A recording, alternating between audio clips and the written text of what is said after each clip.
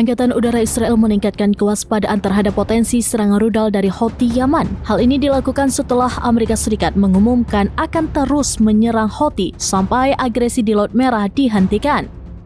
Mengutip laporan The Times of Israel pada Senin 17 Maret 2025, Angkatan Udara Israel sudah dalam keadaan siaga tinggi sejak pekan lalu ketika Houthi mengancam akan melanjutkan operasi. Saat itu kelompok Yaman merasa geram karena Israel mengabaikan peringatan untuk mencabut blokade bantuan kemanusiaan ke Gaza. Houthi akhirnya kembali menargetkan kapal-kapal di Laut Merah, sebuah tindakan yang sempat terhenti saat gencatan senjata berlaku. Namun aksi tersebut mengundang kemarahan dari Presiden Amerika Serikat Donald Trump. Pada Sabtu 15 Maret 2025, ia memerintahkan militernya untuk meluncurkan serangan besar-besaran terhadap daerah yang dikuasai Houthi di Yaman. Serangan tersebut berlanjut hingga saat ini dan telah menewaskan 53 orang.